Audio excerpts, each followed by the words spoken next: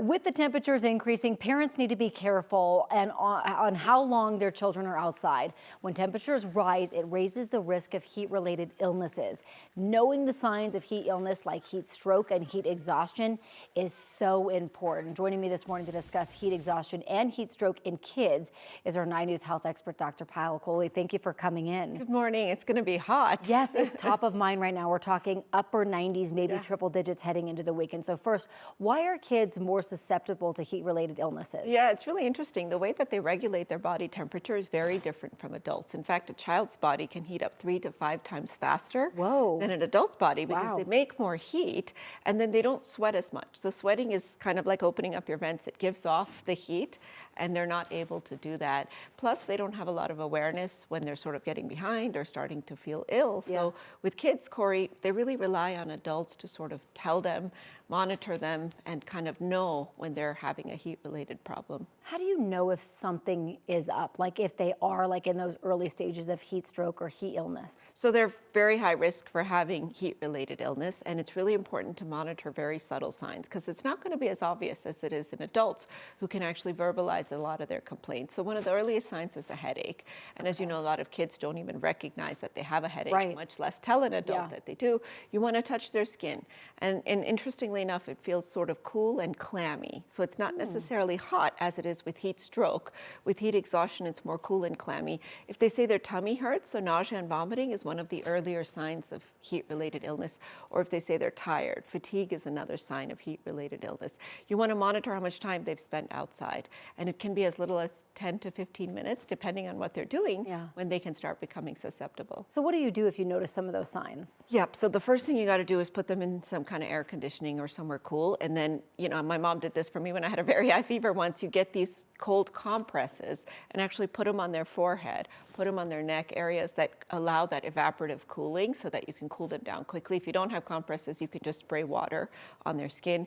And you want to be sure to cool them from the inside too. So you want to give them cold water or a cold electrolyte solution. Do not give them soda. Do not give them sugary drinks because that actually consumes more water and makes it worse. Should you put them in a cold shower or is that too much? Nope, that's a great idea. So in the early parts of it where it's kind of heat exhaustion, putting them in a cool bath, a cool shower, that's a great way to help with that evaporative cooling. Once they progress a little farther and they're having heat-related stroke, if they're having, you know, trouble with consciousness, if they're not communicating, they're confused, then you want to call 911 because that's a life-threatening emergency. You don't want them to drink anything because they could actually choke or aspirate on it. And at that point, you want to try to cool them, but you want to do it more with spritzing. Now, you kind of brought this up about, you know, those sports drinks, and they're like, oh, we need electrolytes, you got to get the salt, but the sugar content can be ridiculous in some of these. So where's the balance? Yeah, so do not give sugar when it's hot out. And because number one, sugar consumes water. So to process all that sugar. Number two, it can actually make you pee more. So you actually end up losing more water. And kids, as you know, are not very good about hydration, about knowing when they're thirsty. So you need to really give them either a homemade electrolyte solution because the sugary sports drinks I'm not a huge fan of, or give them water.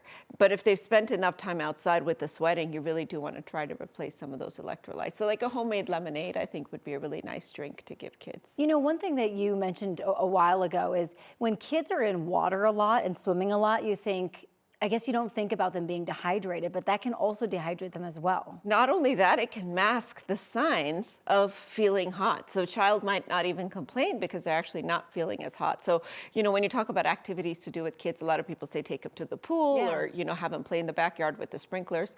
Not a good idea because it actually does mask the signs of heat-related illness and it can cause more dehydration because they're still running around.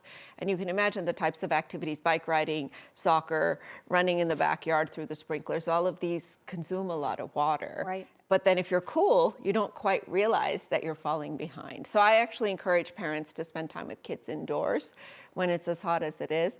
Avoid 10 a.m. to 4 p.m. Chris will tell you when it's the hottest today, but that's usually sort of the peak hours. And then really sort of, again, make sure that they've got some kind of water bottle or something with a character on it or something that encourages them to drink. Lastly, for older adults, because that's another group we should talk about when it comes to the heat. Yeah, so they don't regulate their body temperature as well. And a lot of our older adults are on medications like diuretics that can actually cause dehydration. So as a cardiologist, sometimes I'll even tell my patients to adjust their medicine doses or hold doses of certain medicines. Now, you don't want to do this without talking to your doctor first. But if you are taking a medicine like a diuretic, or you're being treated for high blood pressure, or you're on a medicine called a beta blocker, these are all medicines that can mask the signs of heat-related illness. You may want to call your doctor and see if they recommend adjusting doses for the next couple of days. Yeah. Great advice, Dr. Kohli. Thanks for coming in. Appreciate it.